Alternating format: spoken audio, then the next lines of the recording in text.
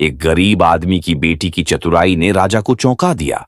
कैसे एक छोटी सी बच्ची ने बुद्धिमानी से अपने पिता का कर्ज माफ करवा लिया, जानिए इस प्रेरणादायक और दिल को छू जाने वाली कहानी में।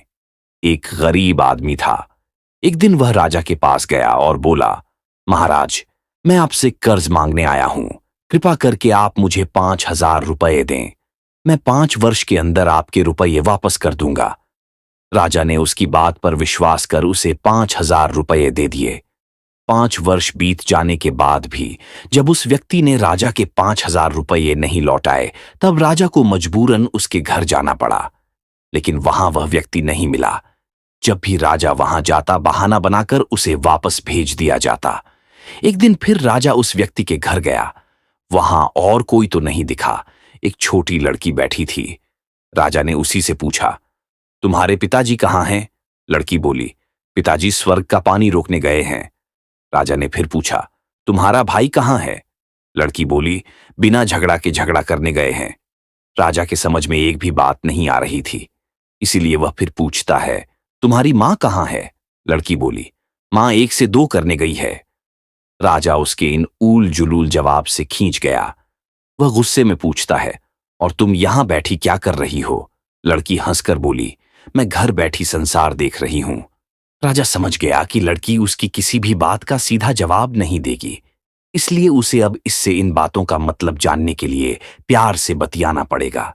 राजा ने चेहरे पर प्यार से मुस्कान लाकर पूछा, बेटी, तुमने जो अभी अभी मेरे सवालों के जवाब दिए, उनका मतलब क्या है? मैं तुम्हारी एक भी बात का मतलब नहीं समझ सका। तुम मुझे सीधे सीधे उनका मतलब समझाओ। लड़की ने भी मुस्कुराकर पूछा, अगर मैं सभी बातों का मतलब समझा दूं तो आप मुझे क्या देंगे? राजा के मन में सारी बातों को जानने की तीव्र उत्कंठा थी। वह बोला, जो मांगोगी वही दूंगा। तब लड़की बोली, आप मेरे पिताजी का सारा कर्ज माफ कर देंगे तो मैं आपको सारी बातों का अर्थ बता दूंगी। राजा ने कहा, ठीक है, मैं तुम्हारे पिताजी का सारा कर्ज माफ कर दूंगा। अब तो सारी बातों का अर्थ समझा दो। लड़की बोली, महाराज, आज मैं आपको सारी बातों का अर्थ नहीं समझा सकती। कृपा कर आप कल आएं, कल मैं जरूर बता दूंगी। राजा अगले दिन फिर उस व्यक्ति के घर गया।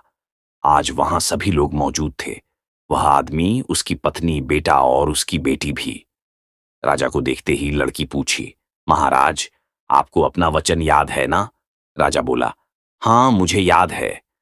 तुम अगर सारी बातों का अर्थ बता दो तो मैं तुम्हारे पिताजी का सारा कर्ज माफ कर दूंगा। लड़की बोली, सबसे पहले मैंने यह कहा था कि पिताजी स्वर्ग का पानी रोकने गए हैं। इसका मतलब था कि वर्षा हो रही थी और हमारे घर की छत से पानी टपक रहा था।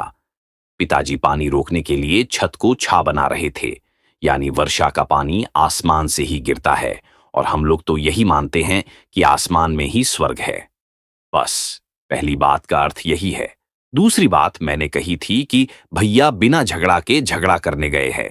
इसका मतलब था कि वे रेंगनी के कांटे को काटने गए थे।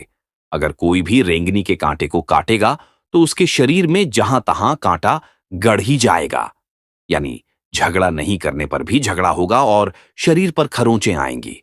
राजा उसकी बातों से सहमत हो गया। वह मन ही मन उसकी चतुराई की प्रशंसा करने लगा। उसने उत्सुकता के साथ पूछा, और तीसरी चौथी बात का मतलब, बेटी? लड़की बोली, महाराज, तीसरी बात मैंने कही थी कि माँ 1 से 2 करने गई है। इसका मतलब था कि माँ अरहर दाल को पीसने गई थी, यानी उसे 1 का 2 करने गई है। अगर साबुत दाल को पीसा जाए तो एक दाना का 2 भाग हो जाता है, यानी यही था 1 का 2 करना। रही चौथी बात, उस समय मैं भात बना रही थी और उसमें से एक चावल निकाल कर देख रही थी कि भात पूरी तरह पका है कि नहीं। इसका मतलब है कि मैं एक चावल देखकर ही जान जाती कि पूरा चावल पका है कि नहीं। अर्थात चावल के संसार को मैं घर बैठी देख रही थी। यह कहकर लड़की चुप हो गई। राजा सारी बातों का अर्थ जान चुका था। उसे लड़की की बुद्धिमानी भरी बातों ने आश्चर्य में डाल दिया था। फिर राजा ने कहा, बेटी, तुम तो बहुत चतुर हो, पर एक बात समझ में नहीं आई कि ये सारी बातें तो तुम मुझे कल भी बता सकती थी, फिर तुमने मुझे आज क्यों बुलाया? लड़की हंसकर बोली, मैं तो बता ही चुकी हूं कि कल जब आप आए थे तो मैं भात बना रही थी। अगर मैं आपको अपनी बातों का मतलब समझाने लगती तो भात गीला हो जाता या जल जाता, तो मां मुझे जरूर पीटती। फिर घर में कल कोई भी नहीं था। अगर मैं इनको बताती कि आपने कर्ज माफ कर दिया है, तो ये मेरी बात का विश्वास नहीं करते। आज स्वयं आपके मुंह से सुनकर आपने कर्ज माफ कर दिया है। जहां इन्हें इसका विश्वास हो जाएगा, वहीं खुशी भी होगी। राजा लड़की की बात सुनकर बहुत ही प्रसन्न हुआ। उसने अपने गले से मोतियों की माला निकाल उसे देते हुए कहा, बेटी, यह लो, अपनी चतुराई का पुरस्कार। तुम्हारे पिताजी का कर्ज मैं माफ कर ही चुका हूं। अब तुम्हें या तुम्हारे घर वालों को मुझसे बहाना नहीं बनाना पड़ेगा। अब तुम लोग निश्चिंत होकर रहो। अगर फिर कभी किसी चीज की जरूरत हो तो बेझिझक होकर मुझसे कहना। इतना कहकर राजा लड़की को आशीर्वाद देकर चला गया। लड़की के परिवार वालों ने उसे खुशी से गले लगा लिया। अगर आपको कहानी पसंद आई होगी तो लाइक करें, शेयर करें और चैनल को सब्सक्राइब करना ना भूलें।